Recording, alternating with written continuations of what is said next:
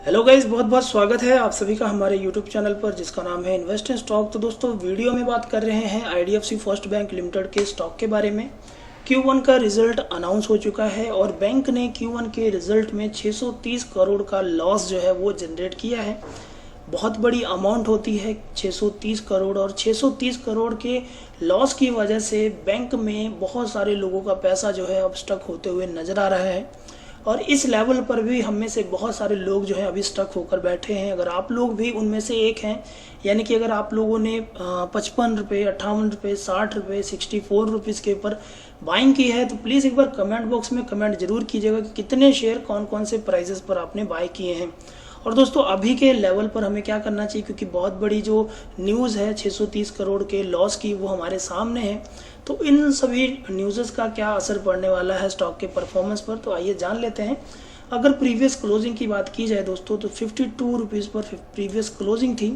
और अगर आज के ओपनिंग की बात की जाए तो 48 रुपये 65 पैसे के ऊपर ओपनिंग होती है और 52 रुपये 10 पैसे के हाई बनाता है स्टॉक। और पूरे साल भर में अगर आप देखेंगे तो 69 रुपीज़ 30 पैसे से लेकर 26, यानी कि 26 रुपीज़ से लेकर 69 रुपीज़ 30 पैसे तक का हाई जो है स्टॉक बना चुका है। तो कुल मिला के देखिए, आज स्टॉक में बहुत बड़ी गिरावट होनी चाहिए थी, लेकिन ऐसा हुआ नहीं। अगर आप देखेंगे कि 0.58% की ही गिरावट देखने को मिल रही है।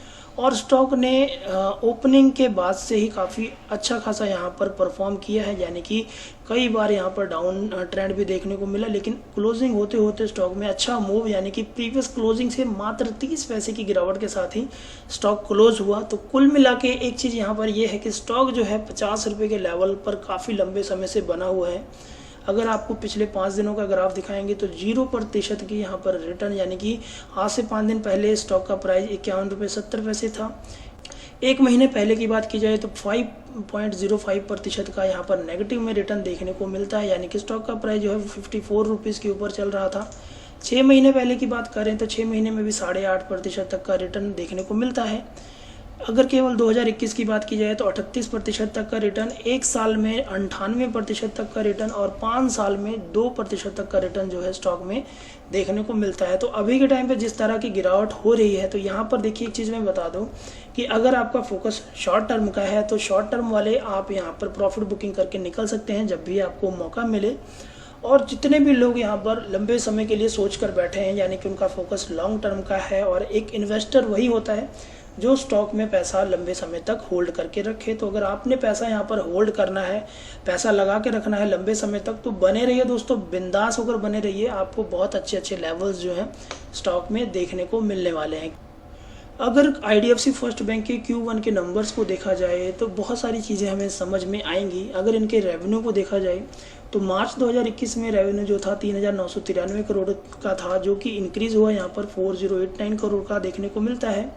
वहीं अगर इंटरेस्ट की बात की जाए जो कि बैंक पे करती है अपने कस्टमर को सेविंग अकाउंट्स के ऊपर, तो आप यहाँ पर देख सकते हैं कि मार्च 2020 में बैंक जो है 2392 करोड़ का यहाँ पर इंटरेस्ट पे कर रहा था अपने कस्टमर्स को। जून में ये इंटरेस्ट यहाँ पर कम हुआ है, सितंबर में इंटरेस्ट और कम हुआ है, दिसंबर में और यहाँ पर थोड़ा सा इंक्रीज़ हुआ है। मार्च में आप देख सकते हैं जो इंटरेस्ट है 2033 का यहाँ पर घटा हुआ नज़र आता है, और जून 2021 में इंटरेस्ट और कम हुआ है। कहने का मतलब ये है कि बैंक ने पहले के मुकाबले अब सेविंग अकाउंट पर इंटरेस्ट की जो रेशो है वो कम कर दी है।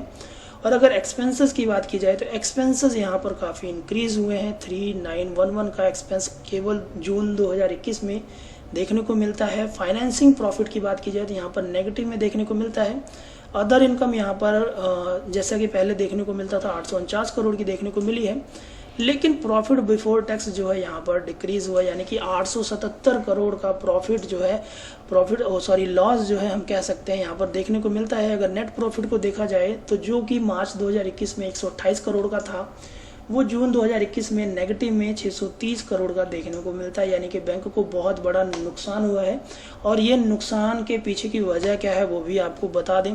देखिए दोस्तों, आप सभी को पता होगा कि पिछले 2 सालों से कोविड का जो इफेक्ट है ऑल ओवर द वर्ल्ड पड़ता हुआ नजर आया है हमें, और इसका असर जो है आईडीएफसी फर्स्ट बैंक के ऊपर भी पड़ा है। अगर आप यहाँ पर देखेंगे कि IDFC first bank locks ₹630 crore Q1 loss on higher COVID provisioning, यानी कि प्रोविजनिंग की गई है और प्रोविजनिंग के बाद बैंक ने जो बैड एसेट्स थे उनको एनपीए अकाउंट में कन्वर्ट कर दिया, जिसकी वजह से बैंक में बहुत बड़ा लॉस जो है हमें देखने को मिलता है।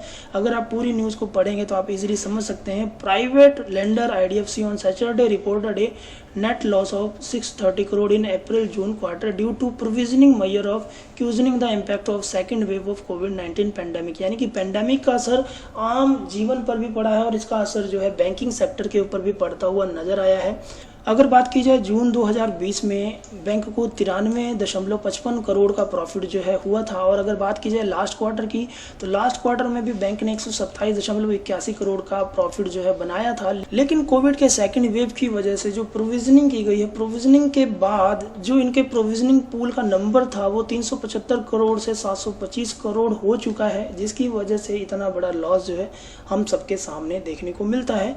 लेकिन दोस्तों यहाँ पर एक चीज़ आपको समझनी चाहिए, अगर आप लोग यहाँ पर पैसा लगाना चाहते हैं तो अभी बेशक ना लगाइए। अभी स्टॉक में हो सकता है गिरावट हो, स्टॉक का प्राइस 42-45 रुपीज़ के लेवल पर भी जा सकता है, तो आप लोग नज़र बना के रखेंगे और जैसे ही गिरावट होती है आपने बाय करना है। और बाय करने के लिए अच्छा लेवल अभी भी चल रहा है, आप चाहें तो इस लेवल पर भी बाइंग कर सकते हैं।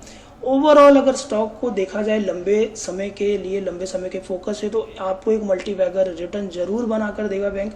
जितने भी लोग यहाँ पर स्टक हैं हायर लेवल्स पर, आप लोग यहाँ पर बने रहेंगे तो आपको अच्छा खासा प्रॉफिट होगा और स्टॉक जो है आने वाले दिनों में, आने वाले साल में काफ़ी अच्छा खासा लेवल दिखाता हुआ नजर आएगा। तो स्टॉक में बने रहना ही समझदारी होगी और स्टॉक का प्राइस जैसे जैसे गिरता है आप यहाँ पर बाइंग को और भी ज़्यादा इंक्रीज कर सकते हैं, यानी कि अपनी होल्डिंग को और ज़्यादा बढ़ा सकते हैं। तो ध्यान आपने ये रखना है कि शॉर्ट टर्म वालों के लिए ये स्टॉक बिल्कुल भी नहीं है। शॉर्ट टर्म के लिए अगर आप फोकस रख के पैसा लगाएंगे तो आप अच्छा रिटर्न यहाँ से नहीं बना पाएंगे। लॉन्ग टर्म वाले यहाँ पर बने रहेंगे। ये थी छोटी सी वीडियो, उम्मीद करता हूँ वीडियो पसंद आई होगी। वीडियो पसंद आई हो तो लाइक कीजिएगा, चैनल को सब्सक्राइब कीजिएगा। Thanks for watching.